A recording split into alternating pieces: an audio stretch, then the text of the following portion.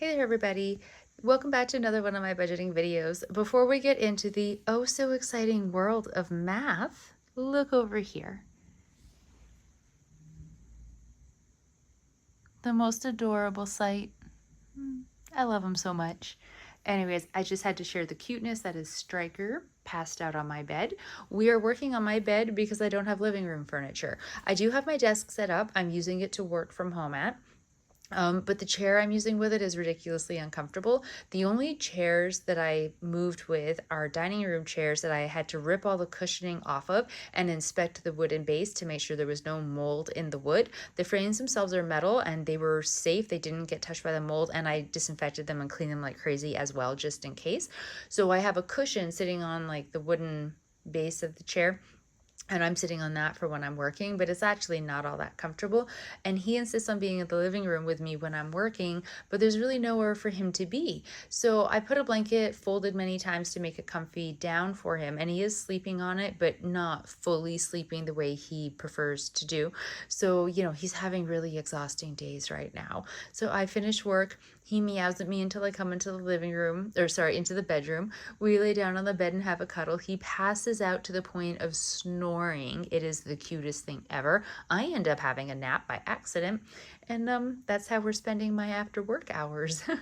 So now I'm awake. I did math, which yay, I suppose. And he's passed out again because, he just had a really hard day being awake.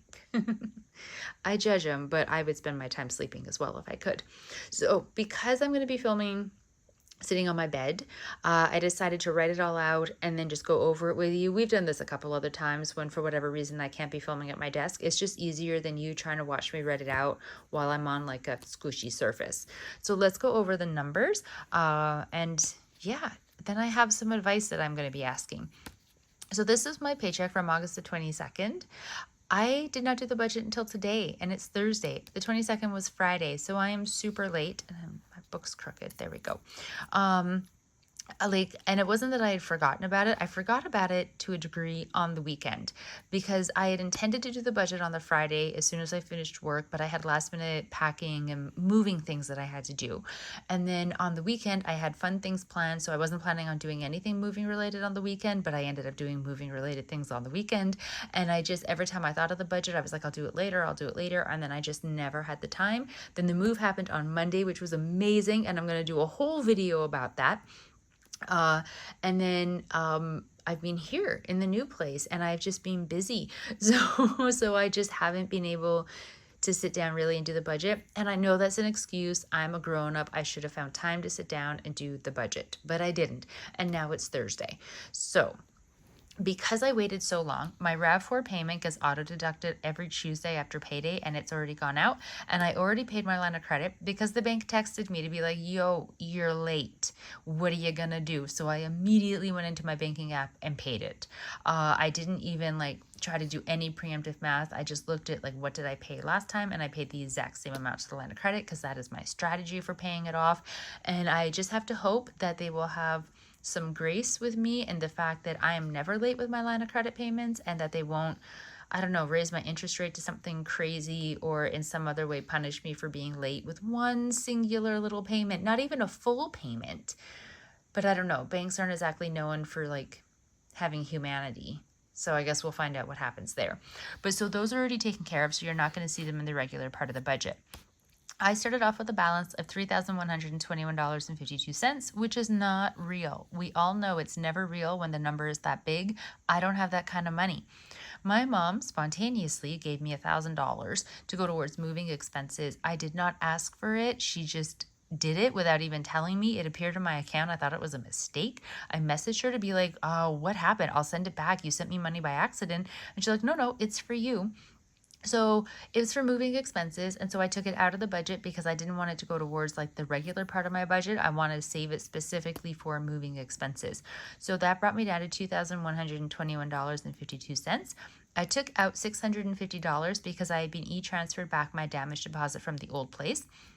And I didn't want that money going towards the regular part of the budget. So once I deducted that out, I was down to $1,471.52. Then I took out Stryker's money. He currently has $45.53. So that brought me down to $14.25.99. Pulled out half of rent for the new place, which is $735, which brought me down to $690.99. My Neo bill is $14.54, which brought me down to $676.45. My cell phone, I know that it's going down, but I don't know exactly to what yet. I have a credit on there of $90 in change, and it shows that my bill is going to be $93 in change. But you know how billing cycles with phones work? They're always a little bit weird. So that might actually be like the last one. I'm not really sure. But so I paid $60 to the cell phone, because that will ensure that there's enough money on there to pay the bill and continue to have a credit on there. My brother, ages ago, if you remember, he gave me money to go towards moving expenses just as like a gift.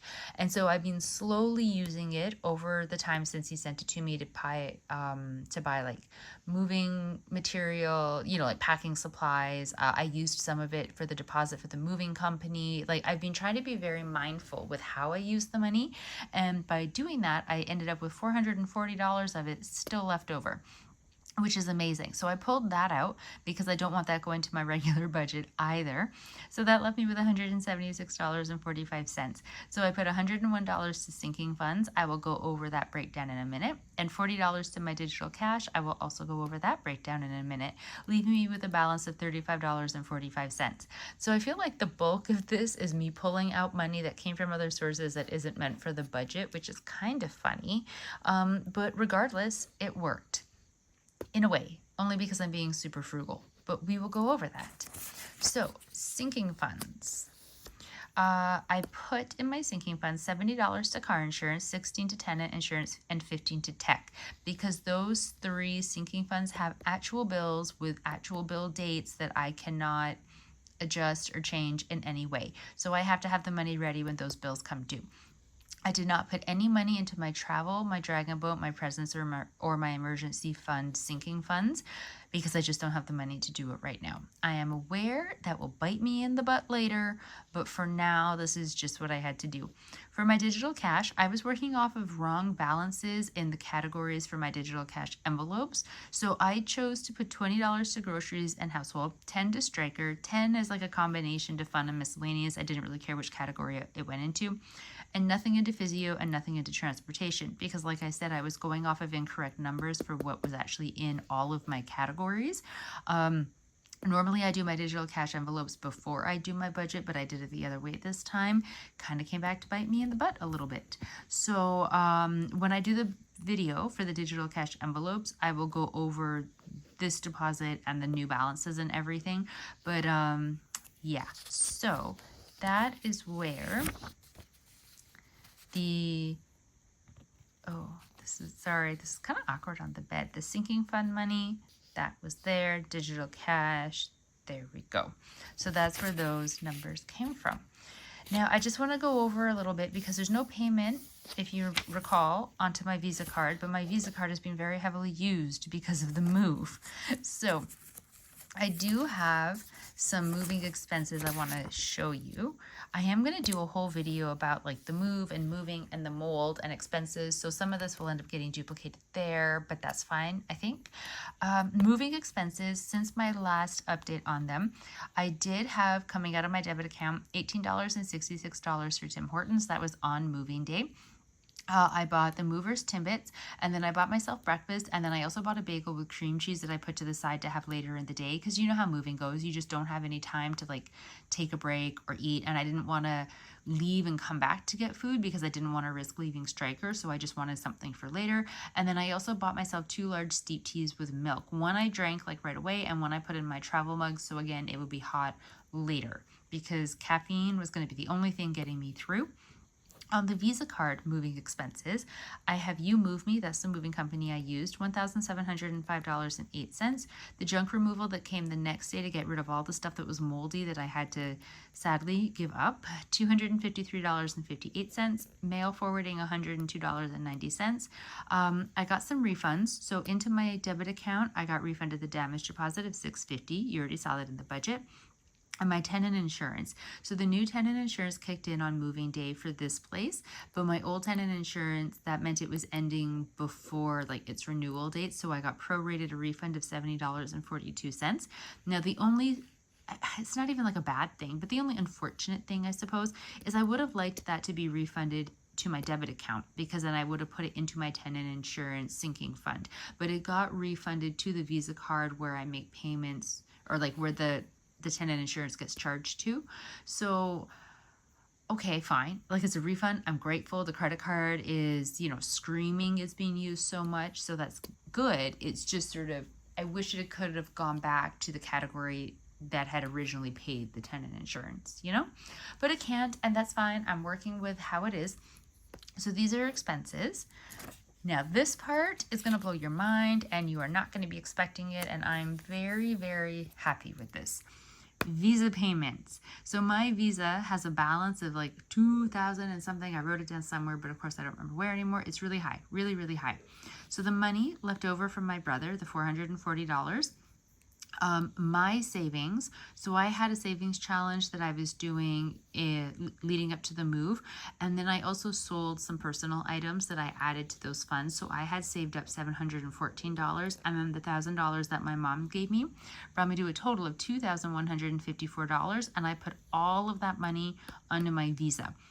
I still owe the Visa $223.45. And I've decided, I'm pretty sure anyways, I'm going to use money from the damage deposit refund that I got, that $650. I'm going to take $223.45. Ooh, I'm shaking really bad. Sorry. I'm going to take the money from the damage deposit, and I'm going to put that onto the Visa to pay off the remaining balance. I am going to wait until all the payments that I put onto the Visa have processed and it actually shows the proper remaining balance, because we all know that for some reason when I do simple math, I screw it up and I end up over or underpaying to something in situations like this. So I'll give it a week or so. That should be enough time for everything to process. I'm going to move the damage deposit into one of my sinking fund accounts just to keep it safe, so that I don't accidentally spend it.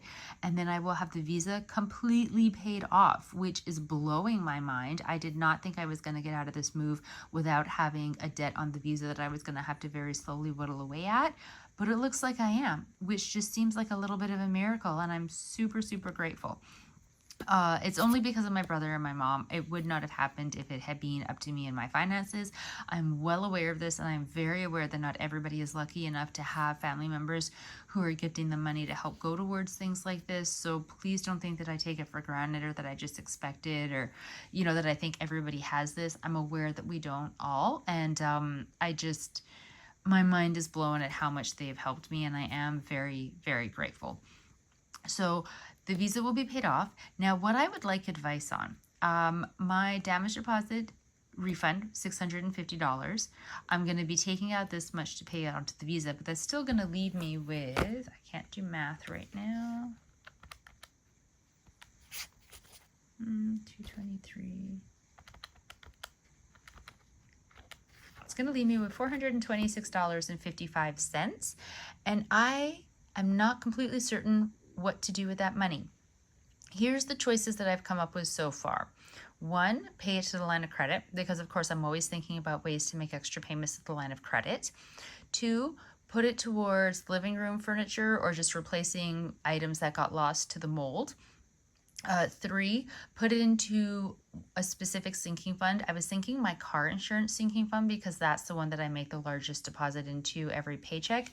And then that means I have less per paycheck that I have to put into it, so it's sort of less of a draw on my bi-weekly budget. 4, I had a 4. I swear I had a fourth. It's gone. It might come back to me later. What I do not want to do is funnel this money into my regular budget. I don't want to be using it towards my digital cash envelopes, things like that.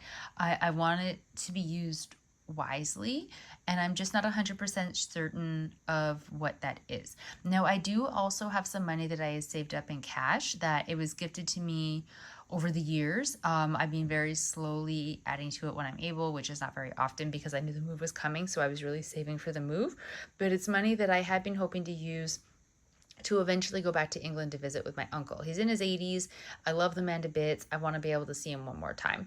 Now, I have nowhere near enough for airfare, let alone like expenses while gone or anything like that. So don't think it's that kind of money. It's like 400-ish something dollars, I think, maybe five, which is a lot for me.